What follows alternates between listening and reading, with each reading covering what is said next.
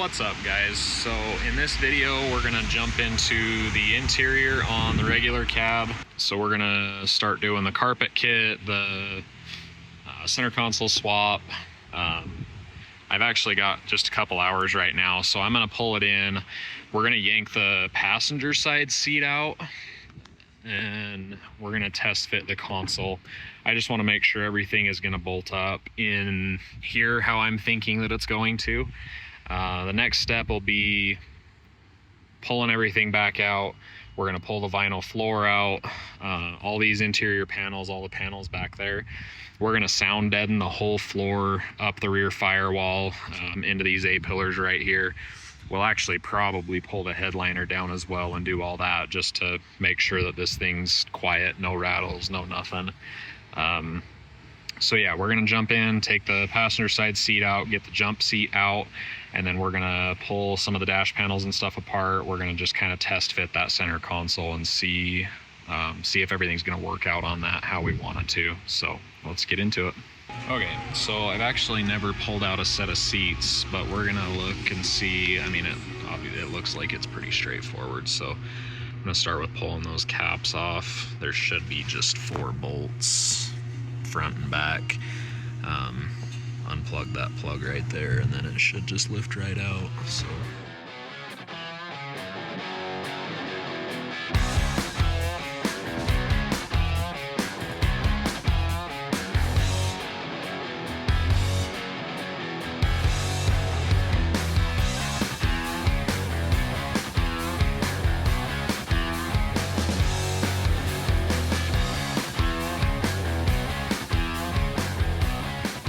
Okay, so we got everything out.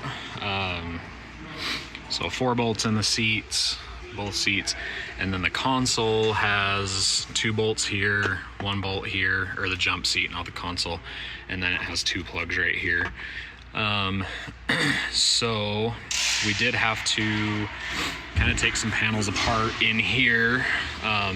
This is the only snag that I'm feeling like we're gonna run into. So this is the original trim piece. So this sits right there, has all your controls and stuff in it, but it has this bottom cubby hole that drops down, and I think that that's gonna probably hinder our center console from going up into the dash. So we have a VIN number for a different truck that we've been kind of working off of, and that's where we're finding all these swap parts.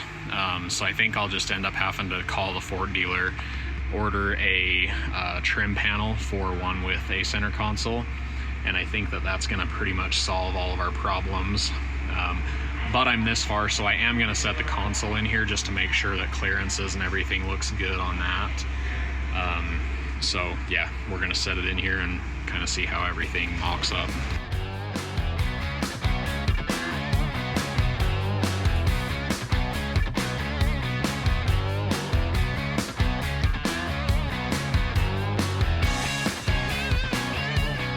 So it does work.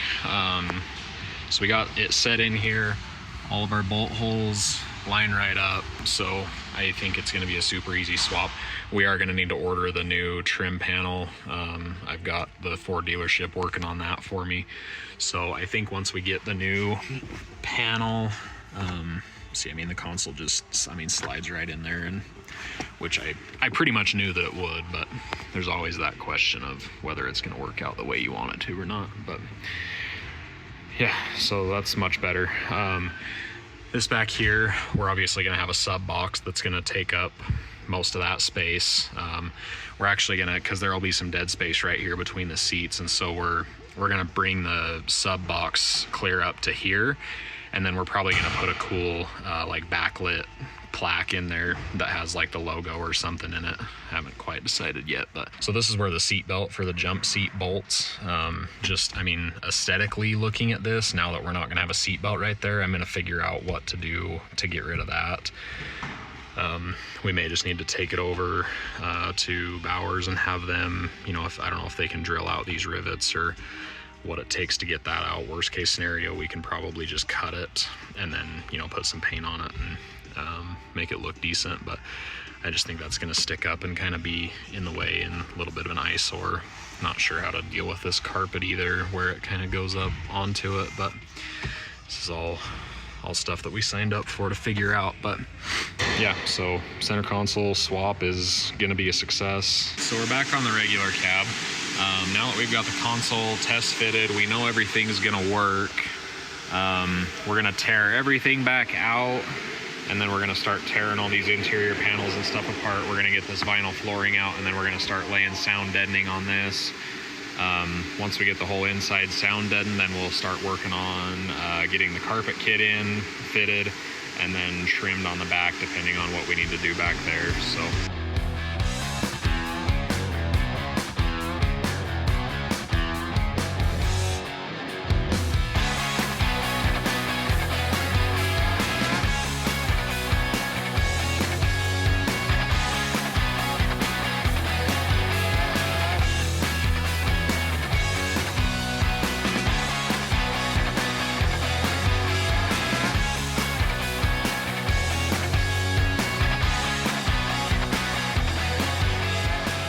So that's basically the gist of it with the sound deadening. We're gonna finish out the rest of the cab. So I like to lay it down and just kind of pat it down with my hand and get everything kind of laid into all the curves and stuff. And then it works way better if you just buy these rollers. You can get a pack of them for like 15 bucks on Amazon, but it's got this heavy metal head on it that's grooved, and it really presses that in. So we're gonna take all this stuff off in the middle. That's gonna just take a while because we'll have to kind of poke holes, put the bolts back through, and so I'm gonna keep picking away at it. But that's basically, when we talk about sound deadening, that's what we mean. It's a thick mat that sticks to the floor, probably to the rear firewall. It just helps with like the road noise and stuff like that. So we're gonna keep after that, and we'll be back. Okay, so we got the carpet in. You can see the sound deadening underneath the carpet right there. So running it up the back, and that's just a rough cut across the top. But it is looking like we're gonna be able to just use that on the rear firewall instead of the insulated pad that we pulled out of there.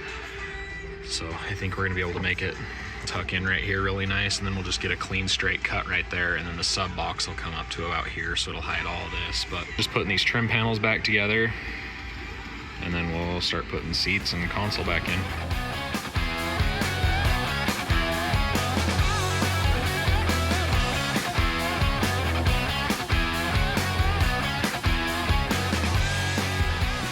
So that last video got cut short, my phone died, but we did get the interior all put back together on this. For now, this is gonna be part 1 video. For now, it looks good, the console looks good.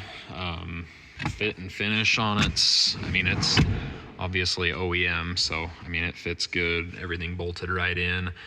We still need to put some trim pieces on it, but we are still waiting for that trim piece that goes up into the dash to kind of finish that stuff up. But yeah, as of right now, interior's coming along, so we'll be back for part 2.